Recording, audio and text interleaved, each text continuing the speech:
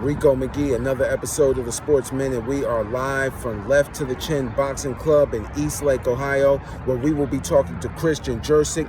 He makes his professional boxing debut on June 23rd, and we're going to talk to him and get his thoughts on this fight. So y'all stay tuned. We in for a good one.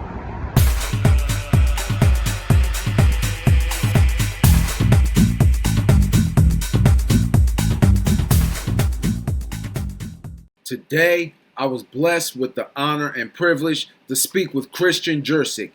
He will be making his professional boxing debut on June 24th at War on the Shore 3 in Cleveland, Ohio. He's from Willoughby South. He's a Golden Glove champion, full-time father, and we just spoke about the amateurs. We talked about his come up, his rise to this moment, what it took to get here, what his diet is like, the training, and all of that. You don't want to miss this interview. Matter of fact, check it out right now. Right. Another episode of Sportsman. I'm Rico McGee. I'm here with my man Christian Juresic. He's getting ready to make his professional debut on June 24th, and he's ready to go. I just saw him work out. He looks great, man. Looking real good, man. Christian, how you doing, man? I'm doing good. How you doing, Rico? I'm pretty good, man. Pretty good. Thank you so much, man. Thank you for having me, first of all. It's a beautiful gym y'all got right here in the back, man. I really like it. I appreciate really that, like man. it. Thank you for coming. No problem at all, man. So, we were just talking, man. You had 20 amateur fights in your career. You won a Golden Glove. Yes, sir. How would you say those amateur fights prepared you for this moment right now? So, the way the amateur works, it's all about scoring points, man. Okay. All about go, go, go, go, go. The one thing is that prepared me, it's like it was more mentally, you know what I mean? Because you ain't got time to pick your punches. Me, if you watch what I was just doing, I'm a counter puncher. I like to counter punch, you know, I like to make you pay for your mistakes. But in the amateurs, you couldn't do that. So my coach helped me prepare with the basics. Get the jab going. Once you got the jab going, it's gonna set you up for everything else. So in the amateurs, I was always about that jab. And it's the same thing that carries over to the pros, but now I get more time. Right. So, yeah. Oh man, that's. You good, bro? You good? But no, it's very different though. Right. It's very different. Very different because there's things you can do in the amateurs that you obviously can't do in the pros, and there's things in the pros that you can't do in the amateurs. Right. So, I mean, basically it's just experience. Okay. It's a lot of experience. So. Okay. I noticed you talked about differences. One of the differences I noticed is that in the amateurs, it's not really so much knockout based. It's really more about scoring points.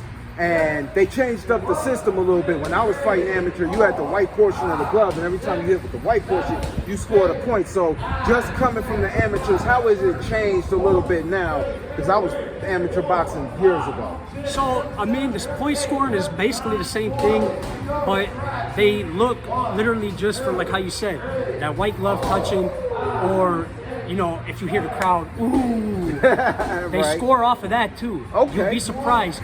Because I had a couple fights where I was sitting there, I was moving, he was touching the arms, but the crowd that hear that smack behind the back, and they're thinking that's a flush shot. So let's say the judge is not paying attention, he's gonna hear ooh, he's gonna look up, he's gonna see who's pressing the action, right? He's gonna score for that guy. That's interesting. Yes. I didn't know that. Yes. That's interesting. So now that you're professional now and you won't be using the headgear and everything. Are you going to necessarily go for the knockout punch, or are you just gonna see where the fight takes you? So usually the first round I always dictate the pace. Right? Okay. In the first round I always come first. That jab is gonna hit you, and I'm gonna dictate the pace straight up. And then the way I look at it is I'm gonna feel him out, and if I see it, I'm gonna take it. But usually, like I said, my skill set is I'm gonna wait, I'm gonna watch what you do. If I can find a capitalization on the mistakes, I'm gonna take it. And I can just say there's a reason I tattooed lights out, man. There's a reason. If I can hurt you with headgear on, I'm gonna hurt you without it. Oh man, that's gonna be crazy. So now my next question is, watching you come, I'll follow you on Instagram, of course. Follow my man's on Instagram. He's on Instagram, Facebook, everything. TikTok, yes sir. TikTok. Watching you cut down, like, was the process hard? Is the process hard? Because you're still a couple of weeks out from your fight. How is the weight cutting process been? Like, what's your diet like and things like that? The weight cut this time, man, I've been doing this 7 months straight right now. I had my son, I was at 240. And I looked at him, I was like, man, how can I ever tell my son I boxed? I said, I'm out of shape. And, you know, I was just looking at him, I was like, man, Dad got to get back in the gym. And then we got in the gym. It started off with just getting the weight down, trying slowly. And then I was like, you know what, man? It gave me that hunger again. Yeah. So then the wife was cooking me the same meals I used to eat. And then I went and I started with this Clean Eats. It's actually a food place based off in Mentor. Okay. They do meal plans. So since we're so busy with the kid, I went ahead and I bought a bunch of meals. So I throw them in the freezer, and then I usually just grab it to go, whatever I gotta do. But the weight cut, man, it's been great. I haven't had a struggle. 65 pounds in 6 months. I mean, most people can't do that in a year. Right. You know what I mean? Right. So I feel strong, especially right now, 172.8. I feel really strong. Oh yeah. So you're fighting at the light heavyweight division. Yes, sir. Yes, sir. Okay. Next question. Like, what made you get into boxing, and who are some of your biggest influences? So my uncle is the one who got me into boxing. I started at 8 years old. He started teaching me. Me and my cousin used to box in the house, and it was crazy because he would give my cousin the gloves thinking he was stronger. And he would give me my bare fist, and man, I would beat him up pretty bad. But no, I fell in love with it ever since then. He was one of my biggest influences because he was the one who boxed, and I love my uncle to death because I grew up without a dad. Right. So, you know, he was like a father figure to me. And eventually we came old enough to where we couldn't box each other no more, so I started fighting older people. And I would get beat up, man, but I just kept pushing. And then we gained weight. Out of high school, I was doing dumb stuff, and at 18, I got out. I was like, I want to box again. And I told myself since 2013 that if I kept training the way I was training, that I'm taking one day to the pros, and here we are right now. Hey, we listen, pro 10 years later. Hey, listen, if you work hard, man, blessings coming from that, man, definitely. So, if you could, right now, name one of your dream fights. Dream fights? Like somebody, whether pro, whether amateur, don't even matter. Like, who would you like to fight and why?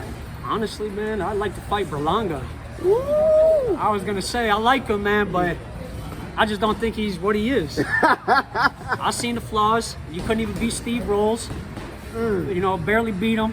Yeah. I said, you up your competition, you got dropped by the one cat. Yeah.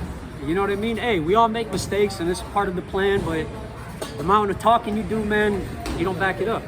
You know what? He's not in my weight division, man, but I want to fight Romero, man. Little Rolly, man, the one that got knocked out by Tank. Sir. I just think about that. I would like to spar him too, man. I want to spar him too because he just trash talk, man. Yeah, and I'm too like, much. Too much, and he's not that good to me. That's my opinion. No. But yeah, man. I was gonna say I'd like Berlanga, and if it's not him, man, I'd like to test my skills against Bivol. Okay. So my thing is with the amateurs, man.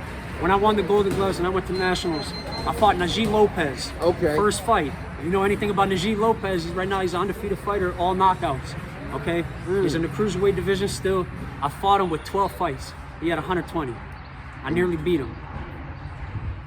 So you should have won that fight, man. It's all good. Hey, I'm gonna tell you something. I learned from that, and then we came back. I got down to 175. I only lost one fight out of 8 in that division. So hey, the amateurs though is kind of crazy, man. They could be a little more controversial than the pros. 100%. I mean, I watched Floyd Mayweather get screwed out of the Olympics. Yep. Shout out to Armand, if you're familiar with Armand Richards. That's my boy. That's my boy. Shout out Armand. I watched an amateur fight of his as he's fighting in the national tournament. Yep. And he got screwed big time in that fight. Yes, sir. And it's kind of like the amateurs, what is it exactly that, aside from scoring points, what do they look for? How do you secure a victory in the amateurs? So in the amateurs, they're really looking for aggression, man. If you're pressing the pace with a lot of punches, regardless if they're landing or not, they're looking at that because you're on the back foot. And if you ain't throwing on the back foot and they just keep pressing you, like I said, regardless if they're landing or not, they're going to score it for that guy because he's aggressive. He's the one dictating it. So they look a lot at center ring control. Okay. So what's crazy is, so that's what they look at, right? I went to the Olympic National Qualifiers in 2019. I fought Jesse Batanda. Tough cat. He only lost one fight, okay? I fought him. I did everything the scoring of amateurs want. I pressed the pace. I was in his face. I had him on the ropes. I outpunched him, yet they still gave him the victory. You know what? I think it's a popularity contest within the amateurs too. If in the national tournaments, I noticed if you got a name in there, they will score a close fight in your victory because they know you. That's crazy. It's crazy, and that's exactly why, the 2024 Olympics, it's no longer there. Yeah. They didn't they do something with it? Yeah. Yeah, because when Mick Conlon got screwed. Yeah. You remember that? Yeah. They did something. I don't think that boxing's in the Olympics now. I don't think so. I think I gotta do the research on that. But they did something with the Olympics for this next one. I mean, it's still there, but I forgot what they did. But they changed up some rules because of that controversial decision. Yeah. I mean, a lot of those judges in the when you get into the Olympic style boxing, they really look at favoritism, man. Yeah. They really look at favoritism. Definitely. So I was gonna say, amateur boxing in the Olympics is corrupt, man. It's corrupt. I'm glad you said that, because I've been hearing things for a long time, and I've watched fights where it's like, come on, nah, he deserved that fight, man. Big shout out to Tiger Johnson too. He just fought in the Olympics a couple of years ago. Yep. I know he lost it to Cuban, but would you say he won that fight? In my opinion, or was that To be honest, I didn't see. You know what I mean? Yeah. When I have time, I'll watch. But most times, I'm busy. Right. You know what I mean? Right. But no, Delonte Johnson, fantastic athlete, fantastic pro. He's fighting July 1st, right? Yeah. In Toledo, Ohio. Yeah. You got the Toledo Cats fighting the Cleveland Cats. It's gonna be a good one. So. Definitely, man. Definitely. Well, I just want to say thank you, man. I appreciate so you, much bro. for being on my show. Thank you very much, Rico. Appreciate I appreciate you. Shout out to Rico and coming down to the gym. It's left to the chin. I hope you had a good man, visit. Listen, I had an excellent visit. There's some cats sparring in there right now, about to get it in. Yes, sir. I think those are the two brothers. Yeah. Yep, you got the two brothers in there right now. Yep. Yep. Hey, I'm Rico McGee. This has been the Sports Minute, and as always, we'll see you in a minute.